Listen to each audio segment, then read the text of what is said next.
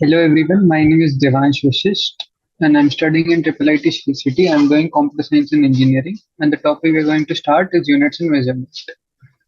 पिछले लेक्चर में हमने 20 क्वेश्चंस कर लिए थे, आज हम लोग उसके आगे करेंगे। तो हम लोग देखते हैं 2.20। 2.20 में हमें दिया गया है radius of the atom is of order 1 angstrom and radius of the nucleus is of the order Fermi. How many magnitude higher is the volume of atom as compared to the volume of nucleus?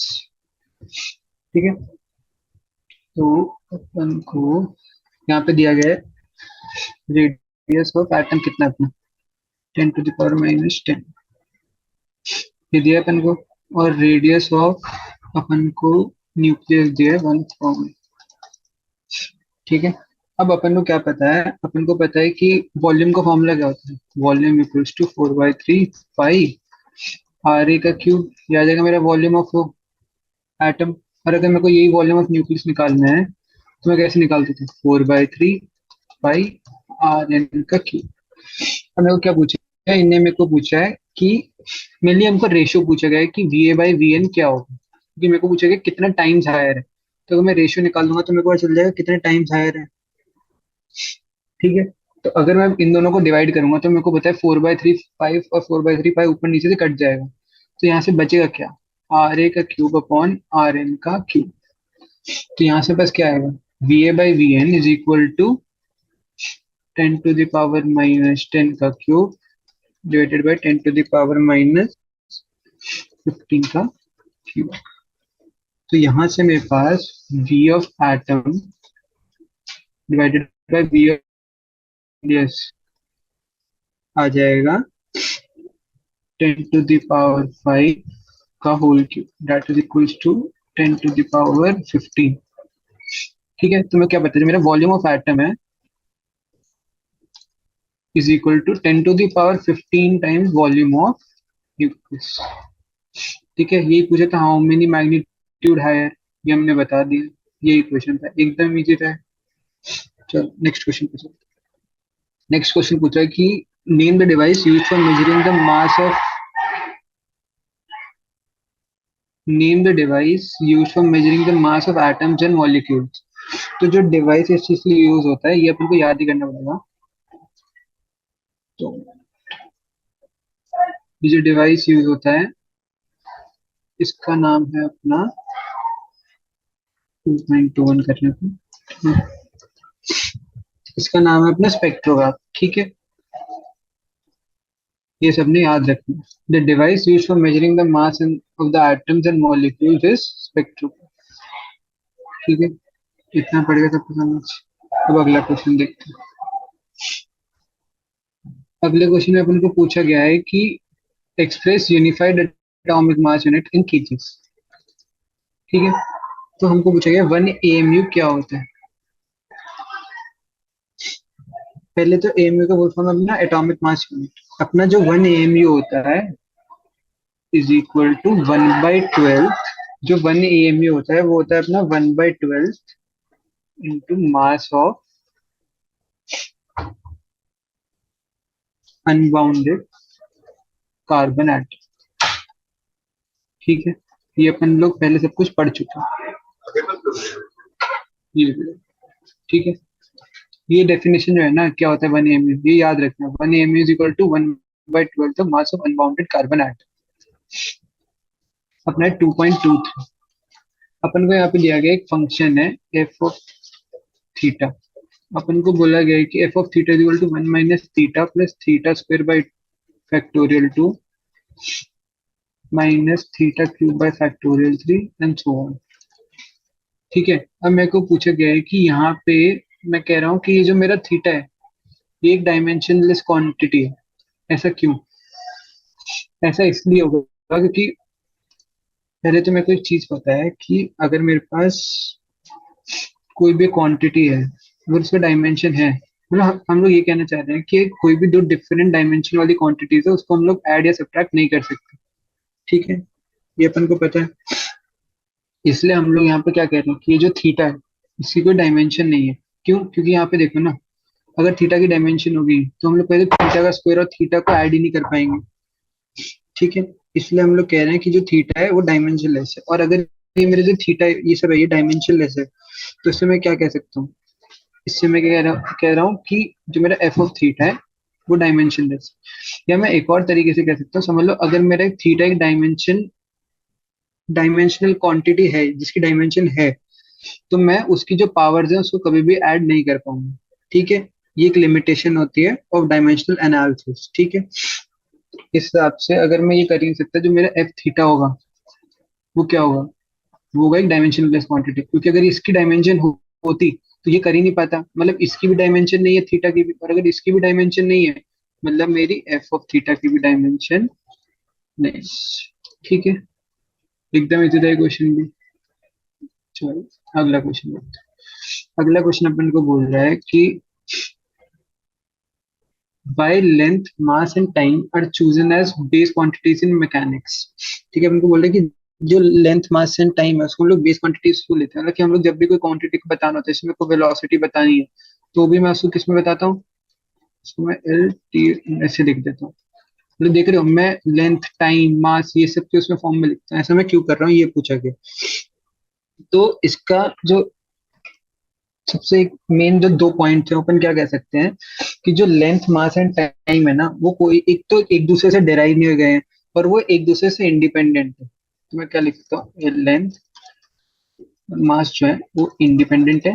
ठीक है, और वो एक दूसरे से derive नहीं हो गए हैं। एक और चीज मैं क्या कह सकता हूँ कि जितनी भी हमारे पास चलते मैकेनिक्स में क्वांटिटीज है उसको हम लोग लेंथ टाइम और मास के फॉर्म में लिख सकते हैं। तो अगर मैं ये सब कर सकता हूँ तो मेरे को और कोई चीज की जरूरत ही नहीं है। तो इसीलिए हम लोग इनको बेस क्वांटिटीज लेके चलते हैं। ये दो पॉइंट याद रखना कि एक तो क्या है कि वो इंडिपेंडेंट है और एक दूसरे से कोरिलेटेड नहीं है। और एक और चीज, जितनी भी हमारी क्वांटिटीज है मैकेनिक्स में उसको हम लोग लेंथ मास और टाइम के फॉर्म में लिख सकते हैं। ठीक है, इतना सब कुछ समझ पड़ गया। अब हम लोग बात करेंगे 2.25 में। 2.25 में दिया है the earth moon distance is about 60 earth radius, what will be the diameter of earth as seen from the moon. ठीक है, फिर अपन को दिया है मून इज सीन, जो पहले अपन पहला वाला कर लेते हैं। ठीक है, अपने पास ये है मून और ये है अपने पास अर्थ। और अपन को पूछा गया है, अपन को क्वेश्चन में क्या दिया गया है कि जो ये डिस्टेंस है ना, ये अपन को दिया गया है 60 रेडियस ऑफ अर्थ। और अपन को क्या पता है, अपन को पता है कि क्या बोलते हैं ये जो रेडियस ऑफ अर्थ होता है पहले ही बहुत बड़ा है। तो अपन को पता है जो 60 रेडियस ऑफ अर्थ है डिस्टेंस बहुत ही ज्यादा बड़ा हो। तो मेरे को क्वेश्चन ने पूछा what will be the diameter of the earth. ठीक है, मतलब मेरे को ये लेंथ निकालनी है। अब समझ लो मैं यहाँ से ऐसे ज्वाइन कर देता हूँ। ठीक है, अब मेरे को क्या पता है कि जो मेरा ये है इसकी वैल्यू कितनी है, थीटा। और ये क्या है, रेडियस ऑफ अर्थ। ये भी है रेडियस ऑफ अर्थ। अब मेरे को पता है कि अगर ये मेरा जो करते हैं एंगल है थीटा, अगर मैं इतना बड़ा डिस्टेंस है ना तो जो मेरे को ये डायमीटर है ना ये मेरे को एक आर्क की तरह लगने लग जाएगा। ठीक है, जब इतनी दूर से देखेंगे ना, और अगर ये आर्क की तरह दिखने लग जाएगा तो मैं थीटा को क्या लिख सकता हूँ, थीटा को मैं लिख सकता हूँ एल बाई आर। एल क्या होगा मेरा, एल होगा मेरा लेंथ ऑफ आर्क। ये जो आर्क की लेंथ है वो कितनी है मेरी, 2 आर है। अपने फॉर्मूला तो पढ़ा हुआ है ना, थीटा इज इक्वल टू अपनी आर्क की लेंथ डिवाइडेड बाय डिस्टेंस। ये अपन जब सर्कल बनाते थे तो सर्कल में समझ लो मेरे को ये थीटा है, और ये मेरा क्या होता था, ये मेरा आर्क की लेंथ, और ये क्या है मेरा रेडियस। ये मेरा इस केस में रेडियस हो गया, ये मेरी आर्क की लेंथ हो गई। ठीक है, तो theta is equal to L by R. और आर कितना है मेरा, डिस्टेंस। डिस्टेंस क्या है, 60 रेडियस ऑफ अर्थ। तो यहाँ से मेरे पास क्या आ जाएगा, यहाँ से मेरे पास थीटा की वैल्यू आ जाएगी 1/30 रेडियन। ठीक है, और अब समझ लो अगर मेरे को इसको डिग्री में कन्वर्ट करना है तो डिग्री में कैसे कर दूंगा, 1/30 इंटू 180/5। अब इसको अगर हम लोग सॉल्व करेंगे ना तो यहाँ से आ जाएगा 6 डिग्रीज बाई 3.14, जिसको सॉल्व करने के बाद अपना आंसर ऑलमोस्ट अप्रोक्सीमेटली आ जाएगा 2 डिग्री। ठीक है, कितना पड़ गया सबको समझ, एकदम इजी था। व्हाट, फिर अपना पहला पार्ट तो हो गया। ठीक है, अब अपन को पूछा गया है moon is set to be seen to be half degree diameter from the earth, what must be the relative size compare to the earth. अपन को क्या दिया गया है कि कल जो मून है वो मेरे को दिखता है half diameter from the earth. तो what must be the relative size compare to the earth. तो अगर मेरे को मून दिख रहा है ½ डिग्री डायमीटर, तो मेरे को पता है अर्थ कितना दिख रहा होगा। अर्थ मेरे को दिख रहा होगा 2 degree diameter from moon, from earth, from moon दिख रहा होगा। तो मेरे को पता है अगर मैं diameter of earth divided by diameter of moon करूंगा तो वो क्या आ जाएगा, 2 डिग्री डिवाइडेड बाय ½ डिग्री। तो यहाँ से बस क्या आएगा, 4 डिग्री। ये पड़ेगा समझ। क्यों? क्योंकि जो मेरा थीटा है वो प्रोपोर्शनल है डायमीटर की, इसलिए मैंने इसको इस फॉर्म में लिख दिया। पड़ेगा सबको समझ, एकदम इजी क्वेश्चन था ये वाला पार्ट तो। अब हम लोग बात करेंगे C part. From a pallet's measurement, the sun is found to be at a distance of 400 times the Earth-Moon distance. Estimate the ratio of the Sun-Earth diameter. अपन को क्या पता है, अपन को यहाँ पे दिया गया है कि radius of sun divided by radius of moon is equal to 400 है। ठीक है, अगर मेरे को ये दिया गया है तो मेरे को ये पता है कि जो अपना सन था, अपन यहाँ पे क्या करना चाह रहे हैं, हम लोग यहाँ पे इसको इस फॉर्म में लिख देंगे। तो अगर मेरे को पता है radius of earth divided by radius of moon जो है, देखो मैं तुमको लिख के दिखाता हूँ, ये होगा। ये तो पता ही है अपन को, क्योंकि जो उनका एंगुलर डायमीटर है सेम होगा। और अगर ये है तो यहाँ से मैं क्या कह सकता हूँ, यहाँ से मैं कह सकता हूँ कि डी ऑफ सन जो होगा वो मेरा D of moon is equal to कितना हो जाएगा, इज इक्वल टू 400 हो जाएगा। ये पड़ गया सबको समझ कि कैसे आया था। क्यों? क्योंकि the sun and the moon both appear to be of the same angular diameter as seen from the earth. ठीक है, इसलिए जो है ना मेरा यहाँ पे D of sun by D of moon क्या आ जाता है, 400 आ जाता है। अगर मेरे पास ये आ जाता है तो फिर मैं क्या कह सकता हूँ, मैं कह सकता हूँ D of earth divided by D of moon कितना था, 4 था, कि हमने ऊपर कैलकुलेट किया था। अब मेरे को पता है कि D of sun divided by D of moon है 400, और D of earth divided by D of moon कितने, 4। तो अगर यही मेरे को D of sun divided by D of वो निकालना हो, अगर मेरे को निकालना हो D of sun divided by D of earth, तो मैं इन दोनों इक्वेशन से कैसे निकाल सकता हूँ। समझ लो मैं यहाँ से 400 रहने दूं और इसको उल्टा करके मल्टीप्लाई कर दूं, अगर ये 1/4 मल्टीप्लाई कर दूं, तो यहाँ पे क्या होगा, ये मून से मून कट जाएगा और ये अर्थ, तो यहाँ से D of sun divided by D of earth आ जाएगा। उसकी वैल्यू क्या होगी, 400/4, दैट इज इक्वल टू 100। यही अपन को क्वेश्चन में पूछा गया था। एक एक स्टेप फॉलो करते जाओ, क्वेश्चन खुद हो जाएगा भाई। ठीक है, अब हम लोग बात करेंगे 2.26। 2.26 में क्या है, which of the following time measuring devices is most precise. तो पहला तो अपना वॉल क्लॉक, फिर दिया अपन को स्टॉप वॉच, एक डिजिटल वॉच और एक है एटॉमिक क्लॉक। तो इसमें जो सबसे मोस्ट प्रिसाइज होती है ना, वो होती है अपनी एक एटॉमिक क्लॉक। ठीक है, ये इतनी ज्यादा प्रिसाइज होती है कि ये 1 सेकेंड इन 10⁻13 सेकेंड तक की प्रिसीजन बता सकती है। ठीक है, इतनी ज्यादा प्रिसाइज, नाम से पता चल जाता है एटॉमिक क्लॉक। ठीक है, मतलब क्या होगा कि हम लोग यहाँ से कह रहे हैं कि 1 सेकेंड, इसको अगर कन्वर्ट करके लिखे ना तो 3 लाख ईयर्स, इतनी प्रिसीजन है इसकी। ठीक है, इससे द मोस्ट प्रिसाइज कौन सी होगी, अपनी atomic clock. The distance of the galaxies of order 10⁻25 meter. Calculate the order of the magnitude of time taken by the light to reach us from the galaxy. तो 2.27 में क्या दिया गया है कि जो मेरे को डिस्टेंस दिया गया है गैलेक्सी का फ्रॉम अर्थ, वो कितना है, 10⁻25। तो लाइट को कितना टाइम लगेगा वहां से हमारे तक पहुंचने में। तो अपन को पता है स्पीड ऑफ लाइट कितना होता है, स्पीड ऑफ लाइट तो 10⁸ तो अगर यहाँ से मेरे को टाइम निकालना है तो टाइम क्या होता है, time equals to D by speed. Speed कितना है, 3 × 10⁸।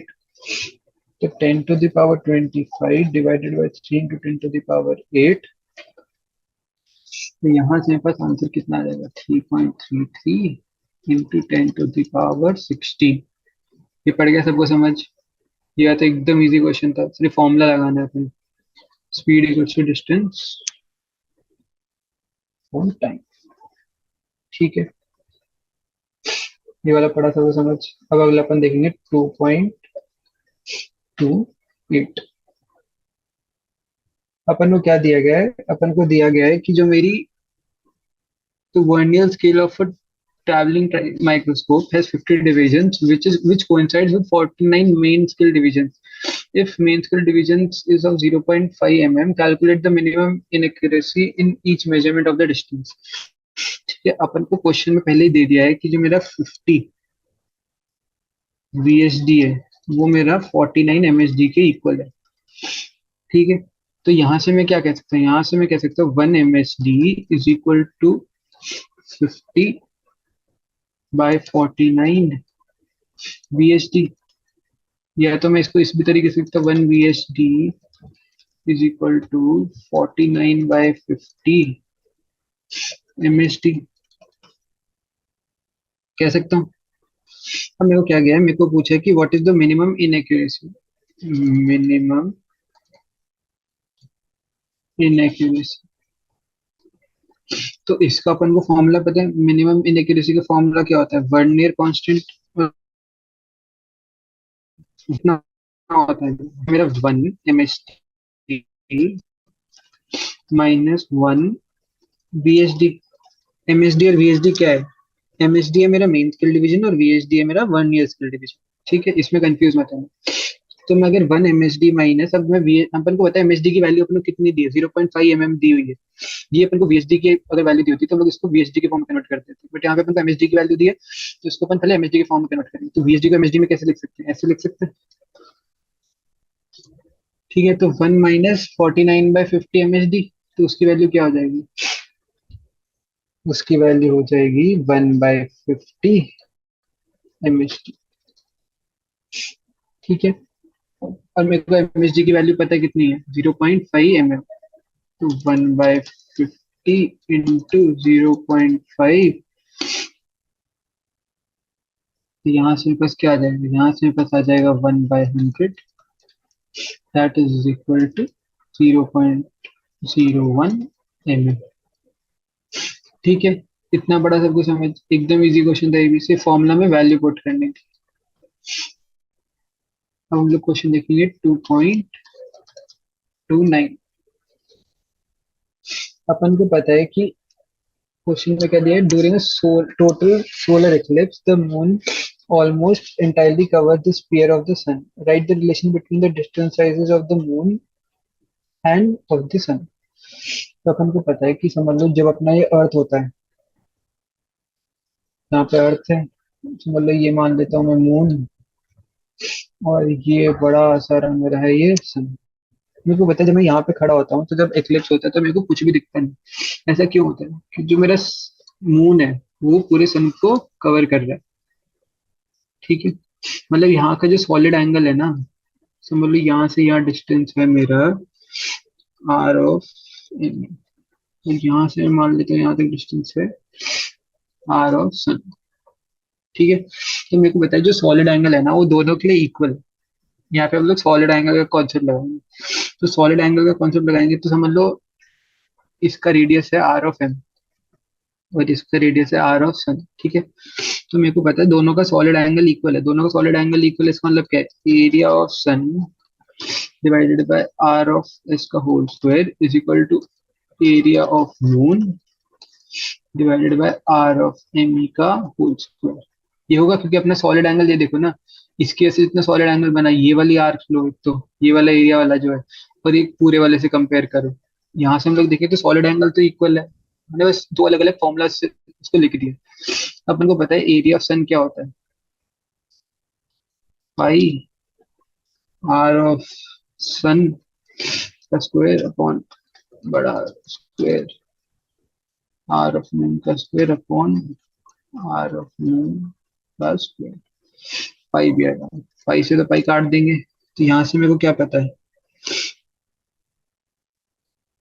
यहाँ से अपन कह सकते हैं आर ऑफ, जब मैं स्क्वायर दोनों साइड पर अगर अंडर रूट ले लूँ ना, तो आर ऑफ सन बाय ये is equal to R of moon by distance. तो मेरे को क्या यहाँ से फॉर्मूला आ जाता है, मतलब मेरा जो रेशियो आता है उनके रेडियस का वो उनके डिस्टेंस के इक्वल आ जाता है। तो यहाँ पे आएगा, यहाँ पे आ जाएगा R of sun divided by R of moon. ठीक है, ये क्वेश्चन भी अपना हो गया। ये अपन को पूछा था, right the relation between the distance and the size of the moon, यही अपन ने लिख दिया कि दोनों क्या है, दोनों का जो रेशियो है वो उनके डिस्टेंस के रेशियो के इक्वल आ जाता है। अब अगले क्वेश्चन में पूछा है, if a unit of force is 100 Newton, unit of length is 10 meter and unit of time is 100 second, what is the unit of mass in system of units? तो अपन को पता है कि जो मेरा फोर्स होता है वो क्या होता है, एम एल टी ऑफ -2, और ये अपन को दिया गया 100 न्यूटन। ठीक है, और मेरे को पता है जो मेरी लेंथ है वो इक्वल होती है 10 मीटर के। मेरे को पता है time is equal to 100 second. तो यहाँ से मैं क्या कह रहा हूँ, यहाँ पे मैं सीधा वैल्यू में वो पुट कर दूंगा। तो यहाँ से मैं कह रहा हूँ टी का स्क्वायर, नहीं, अपन यहाँ पे टी के लिए अपन को निकालना है मास। ठीक है, तो mass into 10 into 100 -2 is equal to 100। तो यहाँ से m की वैल्यू कितनी आ जाएगी, m की वैल्यू यहाँ से आ जाएगी 10 टू द पावर, जब इसको हम लोग इधर लेके जाएंगे तो 10 टू द 6 डिवाइडेड बाई 10, तो 10 टू द पावर 5 की चीज। ये है अपना आंसर। सिंपल फॉर्मूला पता है अपन को फोर्स का, उसमें बस अपन ने वैल्यूज पुट कर दी, वैल्यूज पुट करेंगे अपन को सीधा सीधा आंसर मिल जाएगा। ठीक है, अब अगला क्वेश्चन अपन को दिया गया है, give an example of a physical quantity which has a unit but no dimension। ये तुम लोग याद ही रख लेना गाइस, जो जो भी इसका आंसर बता रहा हूँ मैं, कभी तुम्हें पूछे भी जा सकते। ठीक है, a physical quantity which has a unit but no dimension, तो ऐसी जो फिजिकल क्वांटिटी होती है वो कौन सी होती है मेरी, सॉलिड एंड। ठीक है, ये जो है इसका यूनिट तो होता है बट इसकी कोई भी डायमेंशन नहीं होती। ठीक है, जो मेरा प्लेन एंगल होता है ना, उसमें भी अपना करते हैं, यूनिट तो होता है बट अपनी डायमेंशन नहीं होती। यूनिट क्या होता है उसमें, रेडियन वो सब होता है बट उसकी डायमेंशन कुछ भी नहीं है। और physical quantity which has neither unit nor dimension, तो ऐसी क्या है मेरी, इसको हम लोग कहते हैं स्पेसिफिक डेंसिटी। इसका एक एग्जांपल, क्योंकि स्पेसिफिक डेंसिटी क्या होती है, एक तो मीडियम की density divided by density of water. ठीक है, और हम लोग अगर उसको करेंगे तो हमारे पास, क्योंकि अपना यूनिटलेस हो जाएगा और डायमेंशनलेस भी हो जाएगा, क्योंकि हम लोग रेशियो ले रहे हैं इसी वजह से। अगला अपन पूछे constant which has a unit, तो ऐसे जो कांस्टेंट होता है वो होता है अपने ग्रेविटेशनल कांस्टेंट जी, जिसकी वैल्यू होती है 6.67 into 10 to the power -11 newton. ये यूनिट याद रखने की जरूरत नहीं है तुम्हें, बाई के जी का स्क्वायर।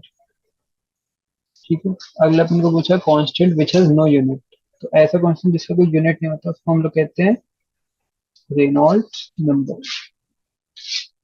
ठीक है, ये जो चार चीजें ना तुम लोग ट्राई करना कि याद ही रख लेना, ये पहले दो का तो तुमको वो भी बता ही दिया हमने रीजन क्या है। ठीक है, तो ये भी अपना हो। अब अपन को 32nd क्वेश्चन पूछा गया है कि calculate the length of the arc of a circle of radius 31 centimetre which sustains an angle of 5/6 at the centre. ठीक है, तो ये अपना एक सर्कल है और इसका रेडियस कितना दिया गया है, रेडियस अपन को दिया गया है 31 सेंटीमीटर, और अपन को बोला है ये यहाँ पे 5/6 एंगल बना रहा है। तो अपन को क्या पूछा है, लेंथ ऑफ आर्क। तो समझ लो लेंथ ऑफ आर्क को मैं एल कह रहा हूँ, तो मेरे को पता है 5/6 is equal to L divided by 31 centimetre. तो यहाँ से मेरी एल की डिवाइडेड बाय 6। हम लोग कर रहे थे क्वेश्चन 32 में हमको क्या दिया गया था, हमको एंगल दे दिया था। जो हमारा एंगल था वो था कितना एंगल था, वो था 5/6, और जो अपना रेडियस था वो था 31 सेंटीमीटर, और हमको पूछा गया था कि लेंथ ऑफ आर्क क्या होगी।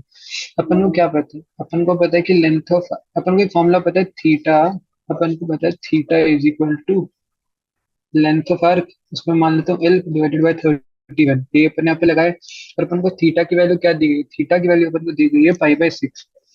तो अपन ने सिंपल वैल्यू में पुट किया, और अपन को आर की वैल्यू पता है रेडियस 31 सेंटीमीटर है, तो पाई/6 इज इक्वल टू L/31। तो यहाँ से मेरे पास L की वैल्यू क्या आ जाएगी, यहाँ पे सिर्फ वैल्यू सब्स्टिट्यूट करेंगे और यहाँ से अपने पास L की वैल्यू आ जाएगी 16.22 सेंटीमीटर। ठीक है, ये वाला क्वेश्चन सबको समझ पड़ गया। ठीक, अब अपन बात करेंगे 33 में दिया गया है calculate the solid angle subtended by a periphery of an area of 1 centimeter square at a point situated symmetrically at a distance of 5 centimeter from the area।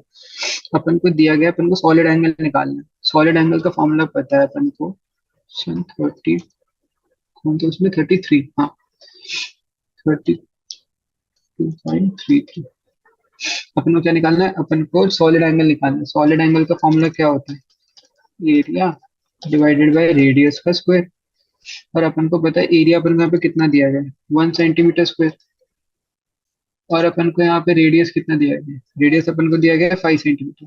Distance कितना है 5 सेंटीमीटर, तो अपना रेडियस कितना होगा 5 सेंटीमीटर, और यहाँ पे radius का स्क्वायर, तो 5 सेंटीमीटर का स्क्वायर।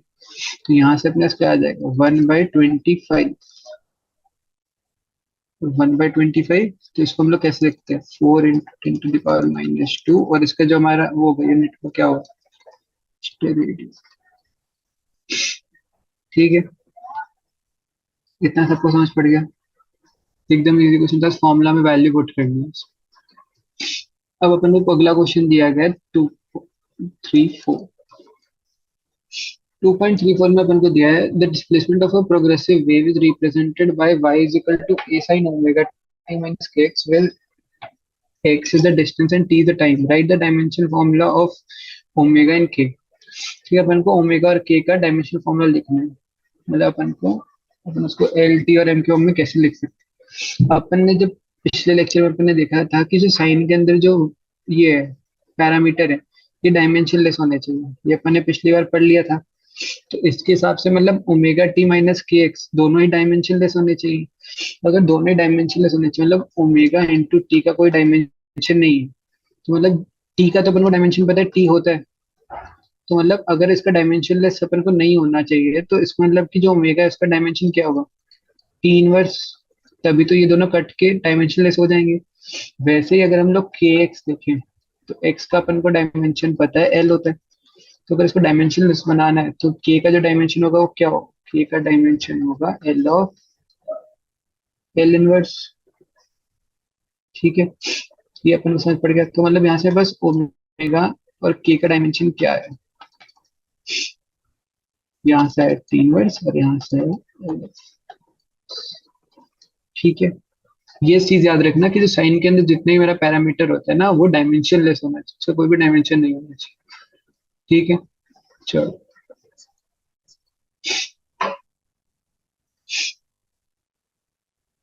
एक बार हम लोग 2.35 है इसको लास्ट में करेंगे। ठीक है, हम लोग पहले बात कर ले 2.36 में।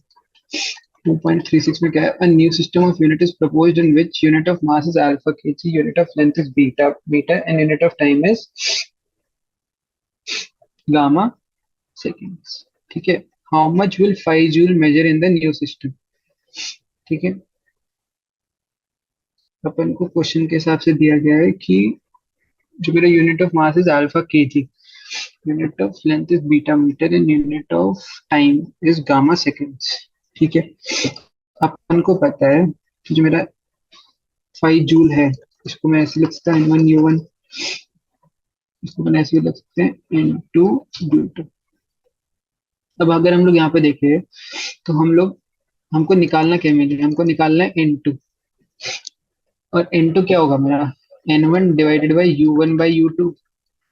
और U1/U2 को मैं कैसे लिख सकता हूँ, N2 is equal to N1, U1/U2 को मैं लिख सकता हूँ M1/M2 की पावर ए। मैं समझाऊंगा ये L1 L2 ऐसे ये सब है क्या, एक बार पहले देखो कि मैं कर क्या रहा हूँ। ठीक है, बी और अपन को पता है T1/T2 सी। अब मेरा M1 क्या था, जब मैं नॉर्मली लिखता हूँ तो मेरे को पता है कि समझ लो मैं कोई फॉर्मूला लिख रहा हूँ, समझ लो मेरे को लिखना है वेलोसिटी। तो वेलोसिटी क्या होता था मेरा, वेलोसिटी होता था m की पावर समझ लो 0, l की पावर 1, t की पावर -1। तो यहाँ पे जो मेरा एल टी और वो है, उसके बाद कुछ भी मल्टीप्लाइड नहीं है, वो सब की वैल्यू क्या होती है, 1 होती थी मेरी। ठीक है, बट यहाँ पे ऐसा नहीं है, यहाँ पे मेरी ये सब की वैल्यूज है। यहाँ पे क्या है, अल्फा है। जो मेरा नया वाला सिस्टम है ना, उसके हिसाब से एम जो है मेरा अल्फा के जी, लेंथ के बीटा मीटर, टाइम के गामा सेकेंड। तो जब मैं यहाँ पे फॉर्मूला में इसको लिख के दिखाऊंगा, तो एन टू क्या हो जाएगा मेरा, एन वन इंटू 1/अल्फा, ये क्या होगा 1/बीटा, और ये हो जाएगा 1/गामा, और ये होगा ए, इसके और बी, इसके और सी। अब मेरे को एक और चीज पता है, जो मेरा एनर्जी होती है उसका फॉर्मूला क्या होता है, एम एल स्क्वेयर टी और -2। तो यहाँ पे अगर मैं ए बी और सी की वैल्यू सब्स्टिट्यूट कर दूंगा, तो यहाँ से पता जाएगा N two is equal to N one into 1/अल्फा इंटू 1/बीटा का होल स्क्वायर इंटू 1/गामा की पावर -2। यहाँ से आ गया एन टू की, और मेरे को बताया एन वन की वैल्यू कितनी है, मेरी एन वन की वैल्यू अपन को 5 जूल दे रखी है। अगर मेरे को 5 जूल दी है, तो इसके सबसे 1/अल्फा इंटू 1/बीटा का स्क्वायर इंटू गामा का होल स्क्वायर। तो यहाँ से मैं जो मेरा नया वो आएगा उसकी वैल्यू क्या होगी, तो अगर मैं नए सिस्टम में मेजर करूंगा 5 जूल की, तो नए सिस्टम के हिसाब से जो मेरी वैल्यू आएगी वो आ जाएगी 5 gamma square divided by alpha beta square. ठीक है, जो मेरा पुराना सिस्टम था उसके हिसाब से मेरा जो करते हैं एनर्जी थी, वो कितनी आ रही थी, वो आ रही थी मेरी 5 जूल। बट नए सिस्टम के हिसाब से आएगी 5 gamma square divided by alpha beta square. अपन को इस सब की वैल्यूज दी होगी और अपन को कैलकुलेट कर देना होगा। ठीक है, ये सबको समझ पड़। अब हम लोग बात करेंगे 37 क्वेश्चन। 2.37 अपन को दिया है velocity. The volume of liquid flowing out per second of a pipe of length L and radius R is written by a student as V is equal to pi by 8 P R to the power 4 divided by mu L. ठीक है, where P is the pressure difference between the two ends and the coefficient of viscosity of the liquid having dimension formula M L inverse T inverse. अपन को पूछे check whether the equation is dimensionally correct. ठीक है, अपन को क्या पता है, अपन को पता है कि जो अपन को दिया volume of liquid flowing per second. तो मतलब वो क्या होगा, वॉल्यूम ऑफ लिक्विड क्या होता है, वॉल्यूम ऑफ लिक्विड होता है एल क्यूब, और वॉल्यूम ऑफ लिक्विड पर सेकंड कितना फ्लो हो रहा है, तो डिवाइडेड बाय टाइम कर रहे होंगे। तो मतलब मेरे पास डायमेंशन फॉर्मूला क्या आएगा, एल क्यूब टी ऑफ -1। ठीक है, ये तो आ गया मेरा आर एच एस, मतलब क्या होगा। और यही अगर हम लोग को डेंसिटी निकालनी होती, तो डेंसिटी मास से मल्टीप्लाई करती, यहाँ पे आया था। अभी तो पहले हम लोग ये देखते हैं एल क्यूब टी ऑफ -1। ठीक है, अब अपन को बोला गया है कि, और अपन को एक और चीज क्वेश्चन में दी गई है, ये तो अपना आर एच एस। यही मैं अगर एल एच एस की बात करूँ, एल एच एस में अपन को क्या दिया, पाई बाई एट की तो कोई वही नहीं है, उसको तो इग्नोर करेंगे हम। ठीक है, फिर r⁴, r⁴ को मैं किस सकता हूँ, ऐसे लिख सकता हूँ, l⁴। ठीक है, और मेरे को पता है, मैं करते हैं ये जो v है, उसको मैं कैसे लिख सकता हूँ, मेरा डेंसिटी है तो उसको मैं ऐसे लिख सकता हूँ, m into L of -1 into T of -2। ठीक है, और यहाँ पे क्या है, मेरे को डिवाइड किससे करना है, कोफिशिएंट ऑफ विस्कोसिटी। और कोफिशिएंट ऑफ विस्कोसिटी की मेरे को यहाँ पे डायमेंशन दिया है m L of -1 T of -1। ठीक है, और इंटू एल, यहाँ पे है इंटू एल।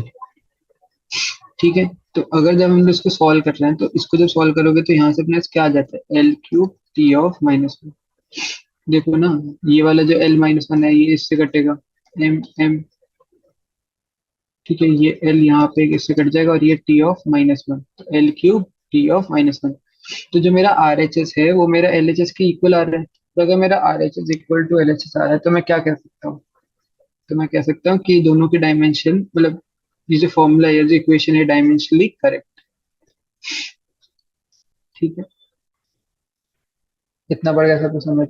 अब हम लोग देखेंगे 38th क्वेश्चन के हिसाब से दिया गया है, x is equal to a² b³ c of 5/2 d of -2।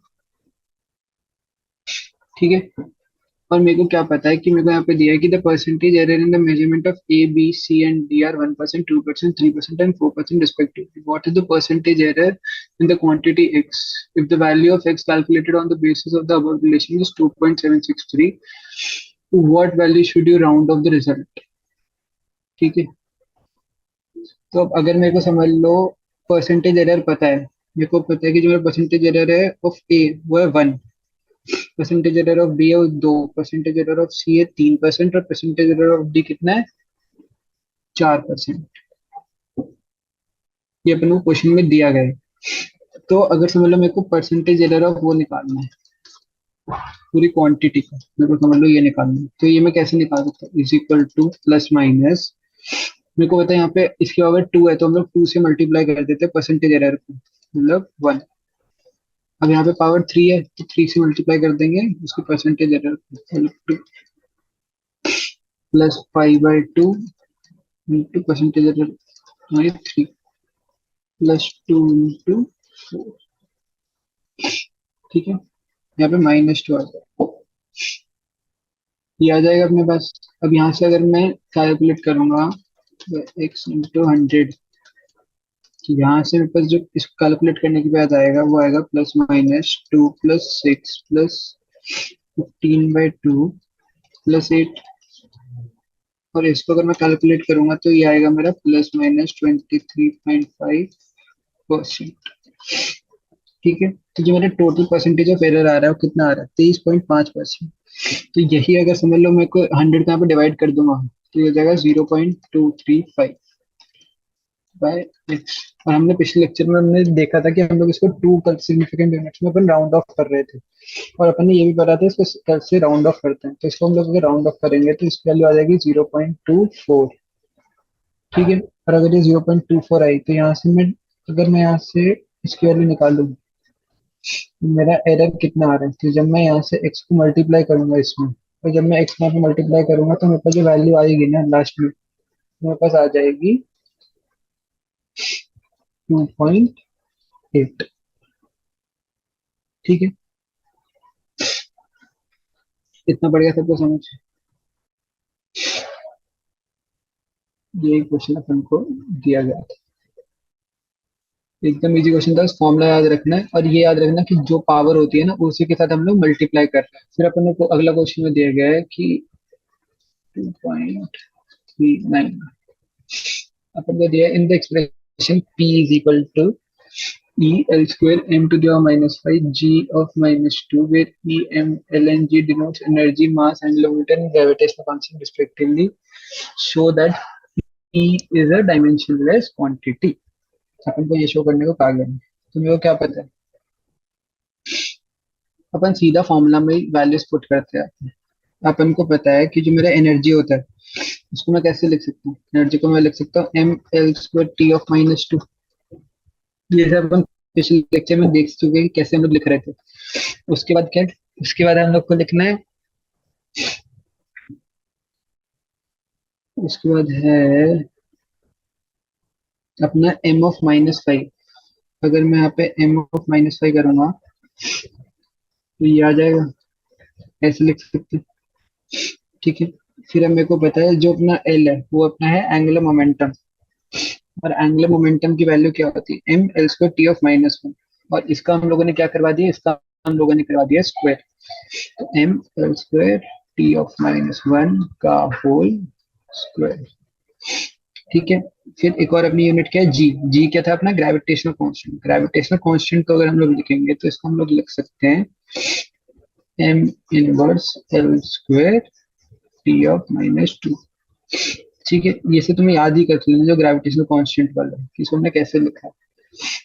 अब इसका हमारी पावर क्या थी -2, तो जब हम लोग इस सबको सॉल्व करेंगे तो यहाँ से अपने क्या है, m² क्या है 1 -5 + 1, और ये हो जाएगा -2। ठीक है, -1 इंटू -2 है तो ये हो जाएगा +2, यहाँ पे 2 -5 ये 1, तो m की पावर तो अपनी 0 ही आ रही है। फिर अगर l देखें, l क्या अपना, l आ रहा है अपना 2 + 2 + 4, और यहाँ यहाँ पे आ रहा है अपना -4। ठीक है, देखो, तो हम लोग जब एल को लिखेंगे तो एल अपना क्या है, 2 + 4 -6। ठीक है, तो यहाँ से बस एल की वैल्यू क्या आ रही है, यहाँ से बस एल की वैल्यू आ जाती है 0। अब यही में अगर आप टाइम लिखूं, ठीक है, तो टाइम क्या होगा मेरा, -2, यहाँ से -2, और वहां से +4। तो यहाँ से अगर हम लोग देखें तो टाइम की वैल्यू भी क्या आ रही है, 0। तो ये आ रहा है मेरा m(0), l(0) और टाइम(0). तो यहाँ से बस p का क्या आ रहा है, p जो आ रहा है वो आ रहा है मेरा एक डायमेंशनलेस क्वांटिटी। ठीक है, इतना सबको समझ पड़ गया। ये भी इजी था, सिर्फ फॉर्मूलाज में वैल्यू पुट करनी थी। 2.40, अगला क्वेश्चन। 2.40 में अपन को देखिए, the velocity of light c, Planck's constant h and gravitational constant g are taken as fundamental quantities, then express mass, length and time in terms of dimension of these quantities। ठीक है, अपन को कहा है कि मास, अपन पहले यहाँ पे कैसे लिख सकते हैं, h इज इक्वल टू क्या है, m² T(-1)। अपन को बताया c क्या होता है अपना, c होता है अपना s, और g क्या है अपना, g होता है अपना m−1 L³ T(-2)। ठीक है, तो जब मैं यहाँ पे करते हैं निकालूंगा तो मेरा मास क्या होगा, हमको उसको इसके फॉर्म में लिखना है। तो मैं m को ऐसे लिख दूंगा, L(T(-1) की पावर अल्फा, ये लिखना, चलो अल्फा छोड़ो, ये इंटू m(L²T(-1) की पावर b, इंटू क्या है मेरा m−1 L³ T(-2) power c। ठीक है, तो अब जब मैं इसको सॉल्व करूंगा, अपन को पता है जो मेरा एल और टी वाला टर्म है वो तो मेरा 0, और एम वाला टर्म जो होगा वो मेरा 1 होगा। तो यहाँ से अपन सॉल्व करेंगे तो यहाँ से आएगा b−c जो ऊपर वाली इक्वेशन, हम लोग बस इसको इक्वेट करते हैं। यहाँ से जो हम लोग इक्वेट करते हैं ना, तो यहाँ से आ रहा है अपने पास b−c इज इक्वल टू 1। यहाँ से अपने से एक और चीज आ जाएगी, यहाँ से अपने से आएगा a+2b+3c इज इक्वल टू 0। ये देखो, a+2b+3c इज इक्वल टू 0। और अपन को क्या आता है, -a−b−2c इज इक्वल टू 0। तो यहाँ से मैं क्या कह सकता हूँ, जब मैं यहाँ से सॉल्व करूंगा ना, तो मेरे को यहाँ से आएगा 2b इज इक्वल टू 1। तो ना मेरे को b की वैल्यू मेरे को सॉल्व करने का मिल जाती है 1/2। वही हम लोग सब्सटीट्यूट करेंगे, सब्सटीट्यूट करने के बाद अपन को c की वैल्यू मिल जाएगी -1/2। ठीक है, और यहाँ से c की वैल्यू -1/2 आई, तो हम लोग जब a में सब्सटीट्यूट करके यहाँ पे इक्वेशन में पुट करेंगे तो अपन को वैल्यू क्या आ जाएगी, 1/2। तो मैं m को कह सकता हूँ m is equal to k c of 1/2, h of 1/2 and g of -1/2। ठीक है, ये वाला पार्ट सबको समझ पड़ गया होगा होप। ठीक है, वैसे ही हम लोग क्या करेंगे, वैसे ही हम लोग, अब हमने एक बार एक क्वांटिटी लिख ली थी ना, अब यही हम लोग अपन लोग किस किस चीजों से निकालेंगे, ये हमको निकालना लेंथ के लिए और टाइम के लिए। तो इस बार हमने क्या किया था, यहाँ पे b−c इज इक्वल टू 1 होगा, तो अगली में क्या हो जाएगा, b−c इज इक्वल टू 0, बस ये वाली टर्म 1 हो जाएगी और ये वाली 0 हो जाएगी। और जब हम लोग, हमारा जब टाइम होगा अगली बार, टाइम को निकालना होगा, तो हमारी जो ऊपर वाली दो टर्म्स है, ये देखो, अगली वाली में क्या करेंगे, अगली वाली में यहाँ पे 1 को हटा के 0 1 0, और उसकी अगली वाली में 0 0 1, और फिर इक्वेशन सॉल्व कर देंगे। वैसे ही हम लोग आंसर लाएंगे और एकदम इजी तरीके से इसको बस यहाँ पे इक्वेट करेंगे, इक्वेशंस बना के, ए बी और सी की वैल्यूज आई, ए और बी और सी की वैल्यू सब्स्टिट्यूट करी और आंसर आ गया। बस यही काम करना है। ये तो तुम लोग खुद कर लेना, प्रैक्टिस हो जाएगी तुम्हारी भी कैसे करना है। मैंने एक करके बता दिया कि हमने मास में क्या किया। ठीक है, चलो, ये तुम्हारा होमवर्क है। अब हम लोग अगला क्वेश्चन देखते हैं। अगले क्वेश्चन में क्या है कि an artificial satellite is revolving around a planet of mass m and radius r in a circular orbit of radius r from Kepler's third law. In a circular orbit of radius r from Kepler's third law about the period of satellite around the common central body, square of तो period of revolution t is proportional to the cube of the radius of orbit r. Show using the dimensional analysis that t is equal to k by r. ठीक है, ये वाला जो formula है अपन को prove करना है। अपन को क्या पता है कि अपन को केपलर भाई जो है वो ये बता के गए थे कि जो अपना टी स्क्वायर होता है वो डायरेक्टली प्रोपोर्शनल होता है आर क्यूब। अपन तो यहाँ से अपन एक और चीज लिख सकते हैं, t is directly proportional to are to the power 3/2। सही है, मैं अगर ये लिख सकता हूँ तो, और मेरे को ये भी पता है जो मेरा टी होता है वो प्रोपोर्शनल होता है रेडियस और जी के भी। तो T is directly proportional to are to the power 3/2 into R to the power A और G to the power B. ठीक है, और मेरे को क्या है कि मेरे को ये ए और बी की ही वैल्यूज निकालनी भी है। तो यहाँ से मैं देख सकता हूँ t is equal to k r to the power 3/2 r a g to the power b. अब मैं क्या कर रहा हूँ, अब मैं यहाँ पे सिर्फ वैल्यू सब्स्टिट्यूट कर दूँ। मेरे को पता है कि इसकी तो सबसे डायमेंशन क्या होगी, टी रहेगी, कि ये तो कांस्टेंट है, वो तो फालतू में रखा है, आर टू द पावर 3/2 और क्या, और अपने पास है आर की value R to the power A. तो मैं यहाँ पे लिखता हूँ L to the power A, और यहाँ से मेरे को क्या पता है जी। जी अपन को पता है कि होता है l t of -2, l to the power -2 to the power. ठीक है, तो यहाँ से मेरे पास क्या आ जाएगा, यहाँ से मेरे पास आ जाएगा जो मेरा 2b है इज इक्वल टू 1 आ जाएगा माइनस ऑफ 2b। तो यहाँ से मेरे पास b की वैल्यू क्या आ जाएगी -1/2। सब्स्टिट्यूट मैंने से कंपेयर करी है पावर्स को, और मैं क्या कह रहा हूँ a plus b plus 3/2 is equal to क्या आ रहा है मेरा, क्या आ रहा है मेरा 0। तो यहाँ से मेरे पास a की वैल्यू कितनी आ जाएगी, यहाँ से मेरे पास a की वैल्यू आ जाएगी -1। ठीक है, तो जब मैं यहाँ पे सब्सटीट्यूट करूंगा ये वाले फॉर्मूला में जो मैंने ऊपर लिख दिया था, यहाँ पे मैं पावर सब्सटीट्यूट करूंगा, तो यहाँ पे मेरे पास पावर सब्सटीट्यूट करने के बाद आ जाएगा K R of 3/2 R of -1 G of -1/2। तो उसको मैं कैसे लिख सकता हूँ, K by R R cube by G. यही फॉर्मूला अपन को प्रूफ करना था और यही अपन ने प्रूफ कर दिया। ठीक है जी, ये 4.2 है ना गाइस, ये बिल्कुल भी इंपॉर्टेंट नहीं है तुम्हारे चैप्टर से, तो ये हम लोग एक बार के लिए स्किप करेंगे, हम लोग 4.3 देखते हैं। जो ये 43rd क्वेश्चन है, इसमें अपन को पूछा गया है कि how many astronomical units makes one parsec. अपन को क्या है कि अपन को ये एज ए रिजल्ट याद रखना है कि वन पार्सेक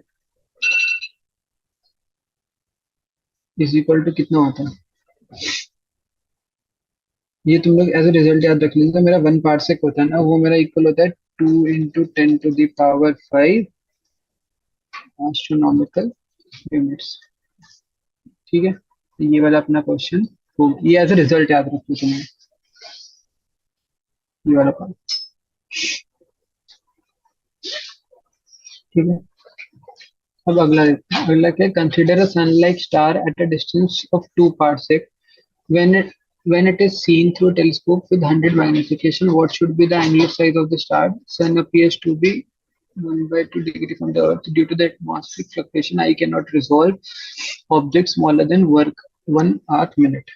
ठीक है, तो अपन को क्या पता है कि एक जो एंगल ऑफ सन है वो अपन को कितना दिया गया है, हाफ।